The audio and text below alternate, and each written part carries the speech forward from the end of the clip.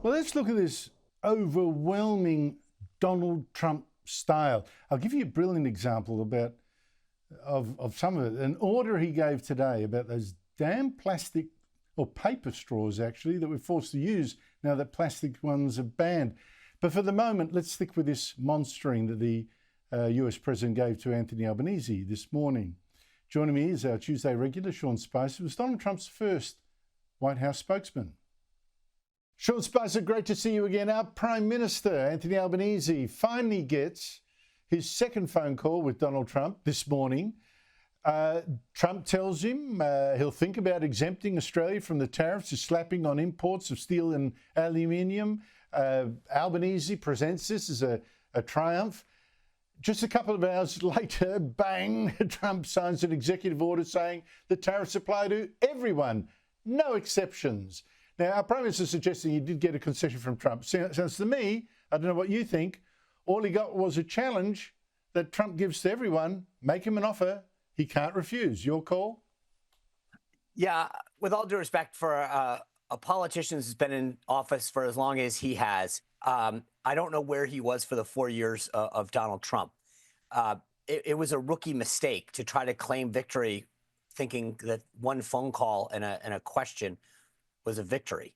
He learned the lesson the hard way. And I think, it's probably a little embarrassing down under when you make a promise to the Australian people thinking that you got something and then you turn around hours later and don't. He's new at dealing with Trump, and I think he'll learn. He might want to pick up the phone and call Joe Hockey up and get some tips. But it's pretty obvious that he doesn't know Donald Trump well. This hopefully will be a quick lesson for him to learn. But you put it exactly right, Andrew. Trump wants something in return. I don't know that there were going to be that many exemptions for aluminum and steel, but the idea that you thought one phone call was going to make nicey nice shows a bit of naivete on the Prime Minister's part.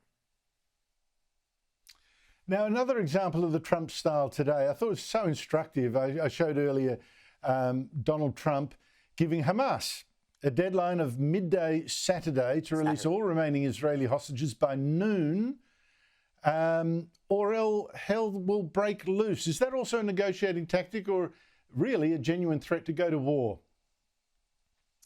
Well, there was something at the end of the phrase that he said that I thought was interesting. He said, but it's up to Israel. So it's sort of like I'm threatening you with somebody else's stuff.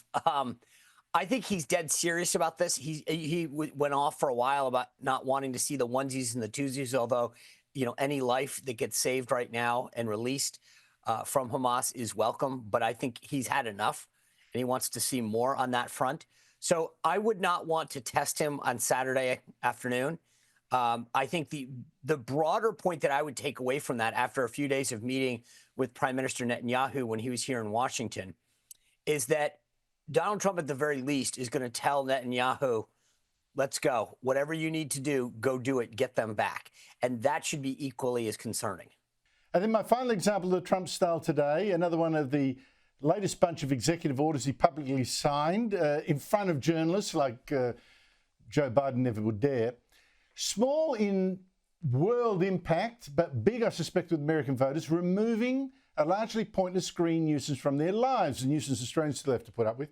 Federal agencies have been banning plastic straws, making people use paper ones instead. Trump is now reversing that. Next, this is an executive order relating to the use of paper straws. As you've consistently identified, nobody really likes paper straws. Number one trending. Can you believe it? A paper straw was number one trending for 3 days or something. The environmental impact of plastic straws versus paper straws is entirely unclear. We're going back to plastic straws. These things don't work. I've had them many times, and on occasion they break, they explode. If something's hot, they don't last very long, like a matter of minutes, sometimes a matter of seconds. It's a ridiculous situation. It's fascinating seeing Trump jump on an issue that you might think is so small, but I have to say, I hate paper straws, and single-use plastic ones are banned almost everywhere here too. What do you make of this? Three things. Number one, the overarching theme through everything that he generally does these days, from getting rid of the woke culture, banning men and women's sports, even the immigration stuff. It's common sense. It's not some kind of right-wing partisan ideological thing that he's doing. All of this stuff makes sense. Nobody likes a paper straw, Andrew, you included. Like, it's just stupid. And the idea, and he went on to joke about how, it's not like whales and sharks are eating plastic straws. It doesn't make any sense. And he brings us back to an area of common sense. Number two, you kind of alluded to this, but the gentleman on the left of the screen, his name is Will Scharf. He's the staff secretary. And the stack that he brings him every day, think about what we talked about, paper straws, Gaza. I mean, there's some appointments in there. You never know. It's like a deck of cards, what you're going to get, right? And then the final thing about this is, I will tell you this for the first time. The other thing that he did in this, and I just put it out on social media. In 1991, Andrew, I was a junior in college, and I did an internship at a federal agency. And I wrote a paper on it about how much I hated my internship, and I got an A on it. That last executive order that he did was him eliminating that agency from the federal government.